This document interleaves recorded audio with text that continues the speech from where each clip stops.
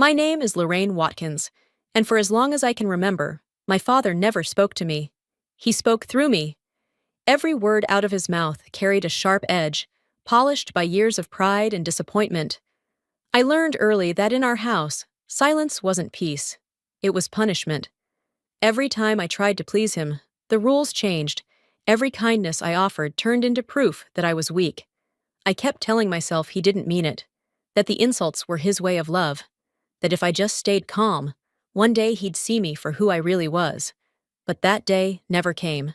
Last night, in front of a room full of people who didn't know me and never cared to, he laughed and introduced me as the plain daughter who never understood hard work. They laughed with him, and I stood there, smiling like I'd been trained to, while something inside me, something small and stubborn that had survived every cut, finally broke loose. For years, I'd let him tell my story for me. That ends now. He doesn't know it yet, but the next time he says my name, the whole room will remember it for a very different reason. The laughter hit harder than the words. It rolled through the hall like a tide, brushing against glass, silver, and faces I didn't recognize. Every chuckle sounded the same, soft, polite, and cruel in the way that only familiar cruelty can be. I stood at the end of the long table, the navy dress heavy against my skin, my mother's pearls cool at my throat. Beyond the tall glass windows of Seacrest Hall, waves crashed against the rocks, steady and indifferent. They were the only ones not laughing. At the head of the room, my father's voice carried over the hum of conversation, slurred slightly from wine and pride. His grin had the same glint I'd known all my life, bright, mean, and sure of itself, the kind of light that burned instead of warmed. I felt my body sway, not from shock, but from the weight of being seen again in the worst possible way. I thought about walking out, about disappearing the way I'd learned to when I was young, but something in me stayed, rooted, still, watching. 4 men rose from the groomsman's table. They didn't look at me.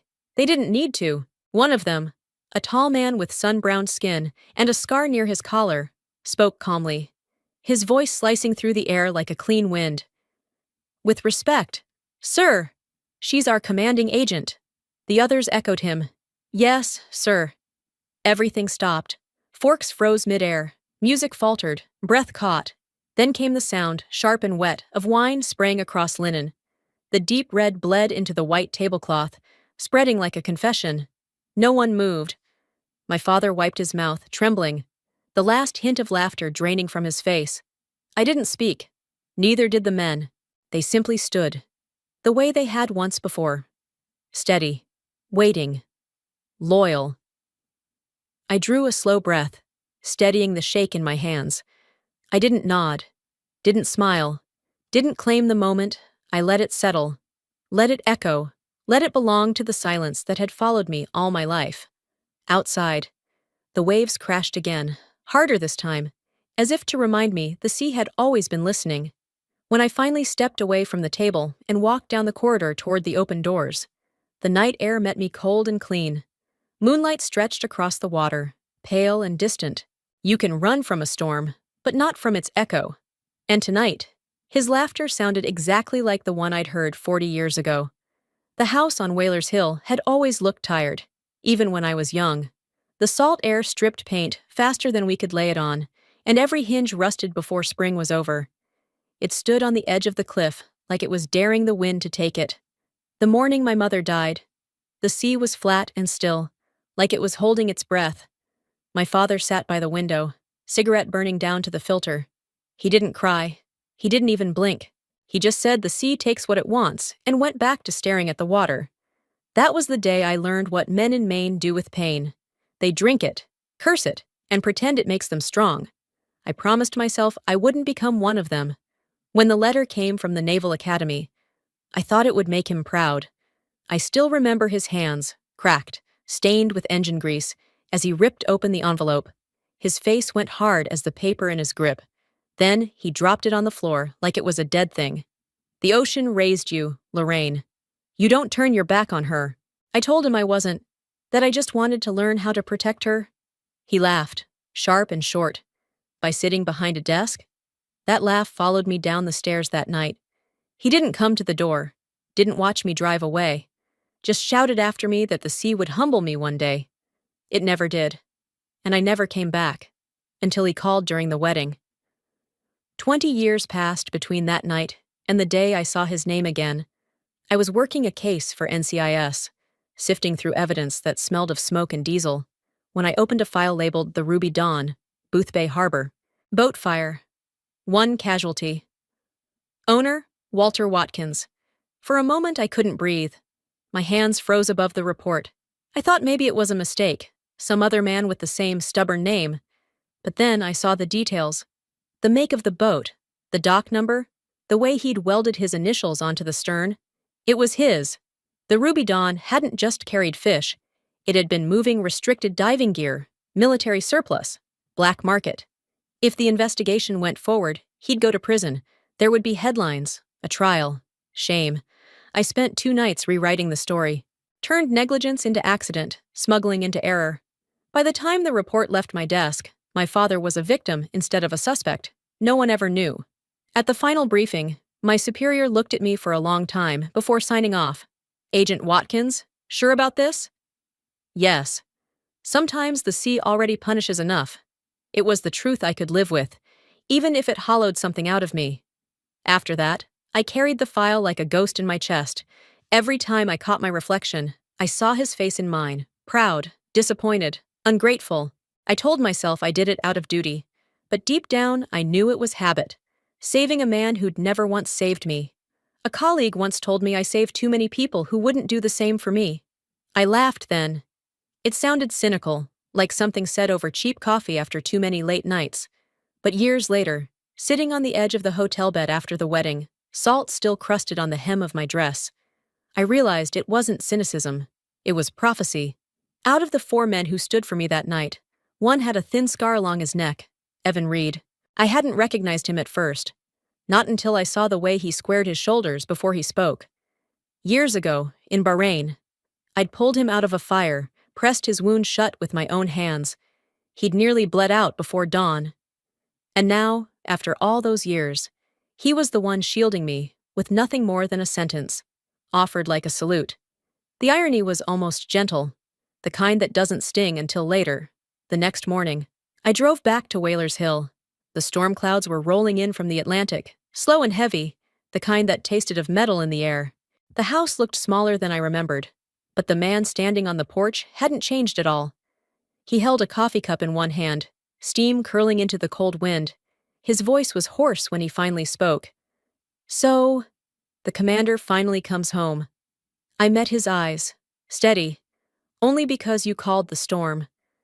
The wind off the water pushed my hair into my face, and the air smelled like rain and salt, and the years we'd both wasted. Somewhere deep down, I knew the next tide wouldn't just bring weather, it would bring reckoning. The wedding wasn't over when I walked back into the hall. Music played, but no one listened. The air was thick with whispers, half curiosity, half discomfort. I could feel them studying me from behind their glasses, the way people look at something they don't understand but still want to judge. I picked up a glass of water and moved toward the window. The sea was restless, wind slicing across the waves. Gulls swooped low, screaming over the tide, fearless. I envied them, their freedom, their noise. Behind me, a quiet voice broke through the murmur. You didn't deserve that. It was Evan Reed. He wasn't in uniform, but his stance hadn't changed. Shoulders squared, chin up, eyes steady. The scar near his neck caught the light. It's fine, I said, barely above a whisper. He's always been like that. Still, he replied, we couldn't let it go. You taught us better. Taught you what? That silence can be strength, but sometimes silence needs witnesses. Something in me twisted. Not pain exactly, more like a door unlocking somewhere deep, where I'd sealed off everything that still felt. At the head table, my father sat pale and rigid, fumbling with his tie, pretending to laugh at something no one found funny. The bride tried to smooth the air with her bright, nervous smile, but silence after humiliation never sounds the same as before. When the music shifted again, I slipped out to the hallway. The sea outside was climbing, the lighthouse blinking like a heartbeat against the dark horizon. Evan followed me. He said he might never apologize. I told him I didn't need that. I just needed to stop apologizing for him. He nodded. The men still talk about you, he said. Good things, I hope. He gave a faint smile. You know how we talk, short, but true. They say you made calls that saved lives. Then tell them the call I didn't make still hurts the most. He didn't ask which one. He already knew. That night, in my hotel room, the phone lit up with a message from Washington. Heads up, IRS reopened the Boothbay case.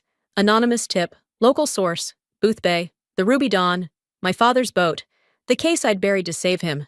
Someone had dug it up. And in a town like ours.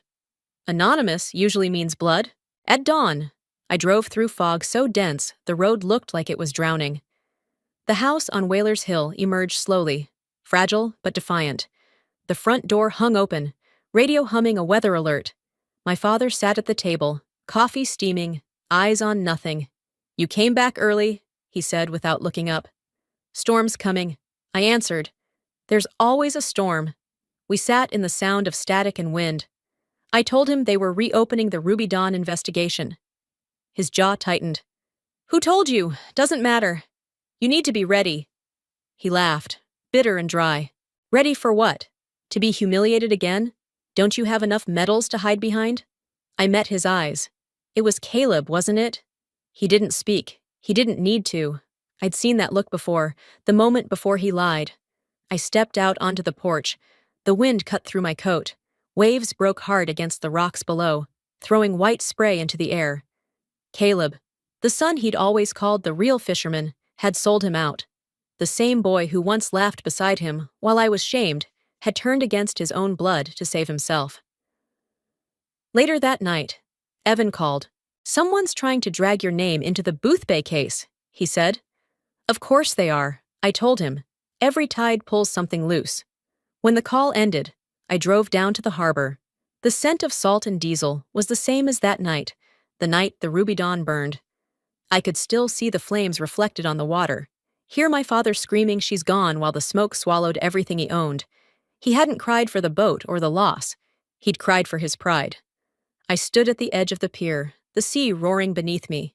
The wind stung my face, and I whispered into the spray. You said the sea takes what it wants. You never thought it would take you too. The tide surged higher, dark and cold. The sea doesn't forget, and neither will I. By morning, the sky over Maine had sunk into a heavy gray, the kind that pressed against the sea until both looked the same. The radio warned of a Category 4 storm, but the real one had already started long before the wind. I drove back to Whalers Hill through sheets of rain, the tires sliding on wet gravel. The house leaned toward the cliffs, the kitchen light trembling in the dark. Inside, the air was thick with diesel and salt. My father sat by the table, the radio hissing static. He didn't look up when I said the storm would hit by dusk. It's already here, he muttered. Been here for years.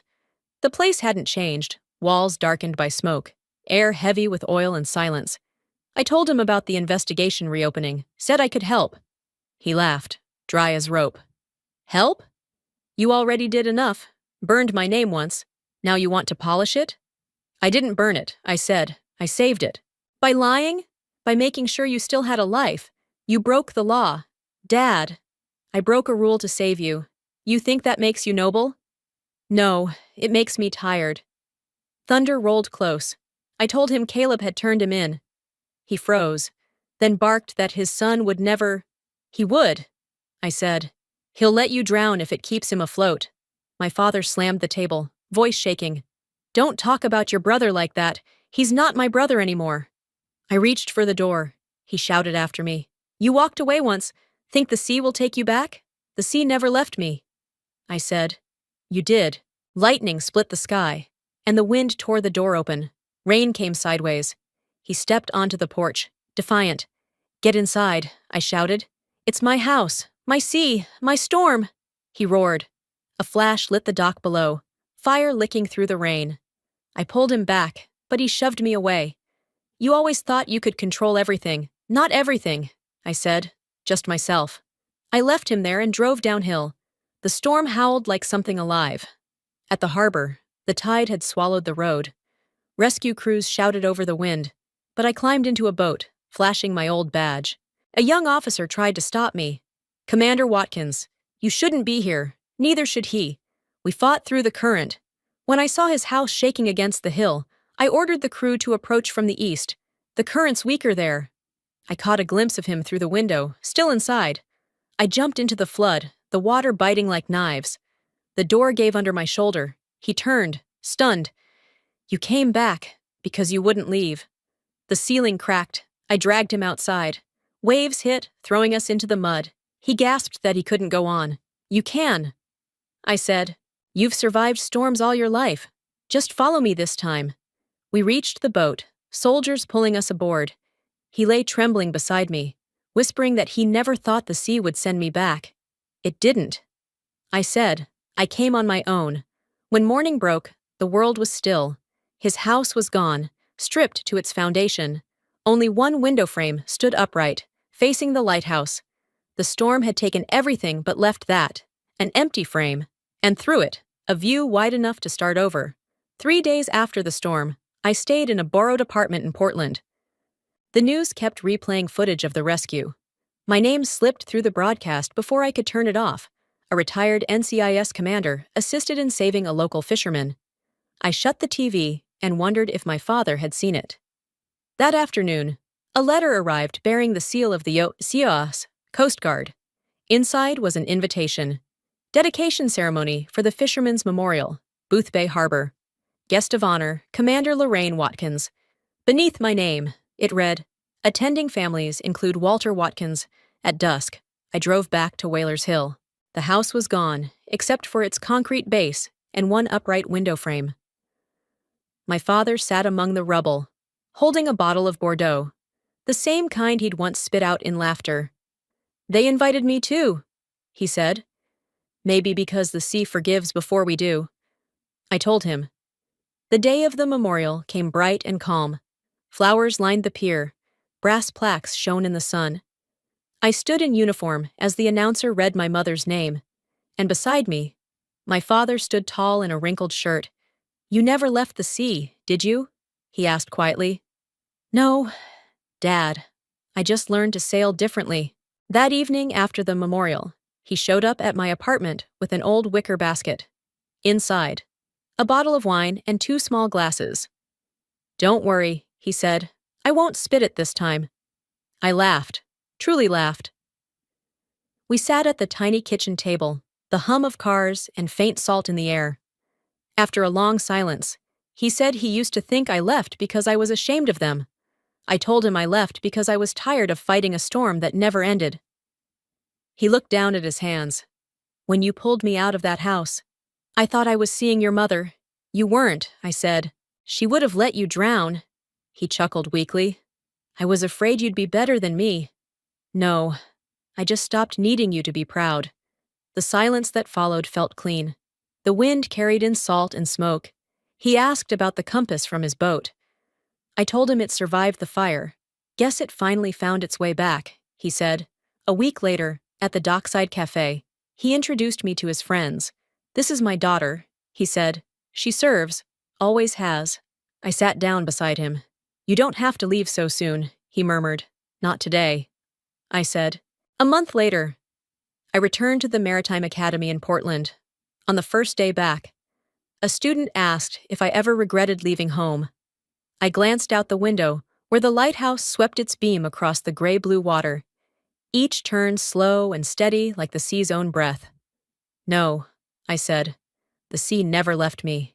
It just learned my name." The class fell silent. They didn't fully understand. Not yet. But a few of them looked at me the way I once looked at the horizon, curious, untested, aching to belong somewhere. That afternoon, I walked along the harbor. My father sat on his old wooden bench facing the water, shoulders small against the wide sky. He raised his hand in greeting, wordless but steady. The late sunlight passed through the standing window frame of the house we'd lost, reflecting across the tide like a quiet mirror. I remembered the storm, his hand gripping mine, the tremor in his voice when he said I'd come back. Now I knew. I hadn't returned to fix what was broken, only to watch the past fade without breaking anyone else. As I turned away, the ship's bell rang out, long and clear. One life ended. Another began, in peace deep enough to hold forgiveness.